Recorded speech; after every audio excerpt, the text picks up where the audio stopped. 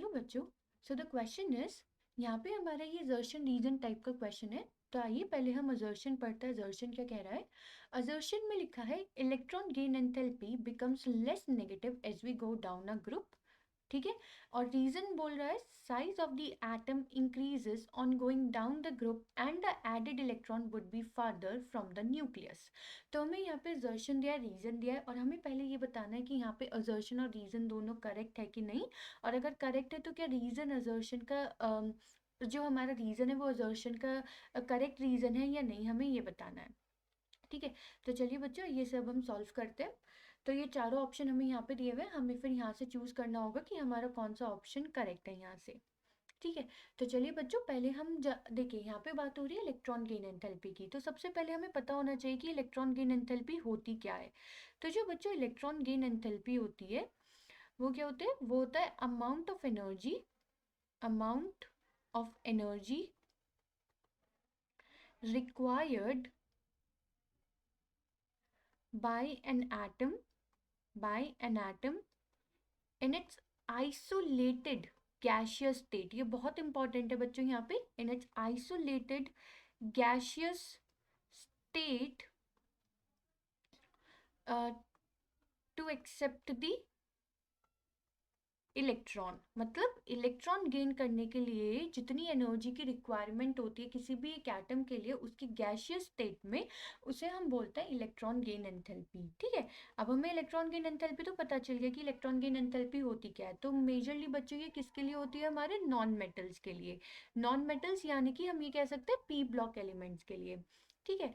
लेकिन अब यहाँ पे असर्शन में बोला गया है electron gain enthalpy becomes less negative as we go down a group. कि अगर हम किसी भी एक ग्रुप की बात करें, ठीक है, नॉन मेटालिक ग्रुप की, तो अगर हम उसमें टॉप टू बॉटम जाते हैं तो जो इलेक्ट्रॉन गेन एंथैल्पी है वो लेस नेगेटिव हो जाती है। मतलब जो इलेक्ट्रॉन गेन करने की एंथैल्पी होती है वो डिक्रीज होगी। ठीक है।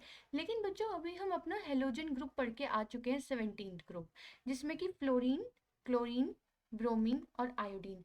तो बच्चों अगर हम देखें तो बेसिकली कैसा होना चाहिए था कि जो इलेक्ट्रॉन गेन एंथैल्पी वो लेस नेगेटिव होनी चाहिए थी टॉप टू बॉटम। ठीक है, वो लेस नेगेटिव होनी चाहिए थी। बट हमें क्या मालूम है बच्चों, यहाँ पे ये आ जाता है एक एक्सेप्शन। और वो एक्सेप्शन क्या है बच्चों? कि जो हमारा फ्लोरीन है, फ्लोरीन क्या है, बहुत स्मॉल साइज का है, जिसकी वजह से इसमें क्या होता है, इलेक्ट्रॉन इलेक्ट्रॉन रिपल्शन बहुत ज़्यादा होता है। इलेक्ट्रॉन इलेक्ट्रॉन रिपल्शन बहुत ज़्यादा होता है, जिसकी वजह से इलेक्ट्रॉन को गेन नहीं कर पाता। तो इसलिए बच्चों यहाँ पे जो इलेक्ट्रॉन गेन एंथैल्पी है वो यहाँ पे लेस नेगेटिव नहीं, मोर नेगेटिव होती है फ्रॉम फ्लोरीन टू क्लोरीन। तो इसलिए बच्चों यहाँ पे बोला गया है कि ऑलवेज लेस नेगेटिव होगी। तो ऐसा नहीं होता। तो ये स्टेटमेंट हमारी क्या हो गई है? रॉन्ग। असर्शन हमारा हो गया रॉन्ग। अब बात करते हैं रीजन की।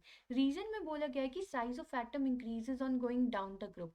तो बच्चों अगर हम यहाँ पे 17 ग्रुप का ही एग्जांपल देख लें तो यहाँ पे क्या हो रहा है हमारा, हम यहाँ पे बहुत अच्छे से देख सकते हैं कि अगर हम टॉप टू बॉटम जाएं यहाँ पे तो क्या होता है, हमारा एटॉमिक नंबर इंक्रीज करता है। ठीक है। और अगर हमारा एटॉमिक नंबर इंक्रीज करता है तो उसकी वजह से नंबर ऑफ शेल भी इंक्रीज कर जाती है।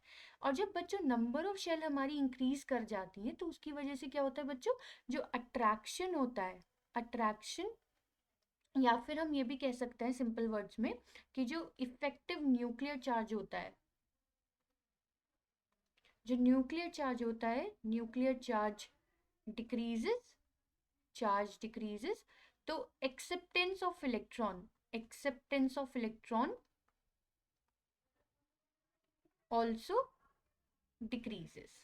ठीक है। तो बच्चों यहाँ पे ये जो रीजन में बोला गया है ये बिल्कुल ठीक बोला गया है। तो इसके अकॉर्डिंग हम देखें तो असर्शन हमारा रॉन्ग स्टेटमेंट है, बट रीजन हमारा करेक्ट स्टेटमेंट है। तो चलिए इन चारों ऑप्शन में से चेक करते हैं हमारा कौन सा ऑप्शन बिल्कुल ठीक बैठेगा इसके लिए। तो पहले स्टेटमेंट बोल रहा है assertion and reason both are correct. ऐसा तो है ही नहीं, असर्शन हमारा रॉन्ग है, तो ये हमारा आंसर नहीं होगा। Assertion and reason both are correct statement, ये भी नहीं है। Assertion and reason both are wrong statements, नहीं। Assertion is wrong statement but reason is correct statement। तो हमारा आंसर क्या हो गया? Fourth option. आई होप बच्चों आपको ये क्वेश्चन समझ में आ गया होगा। Thank you.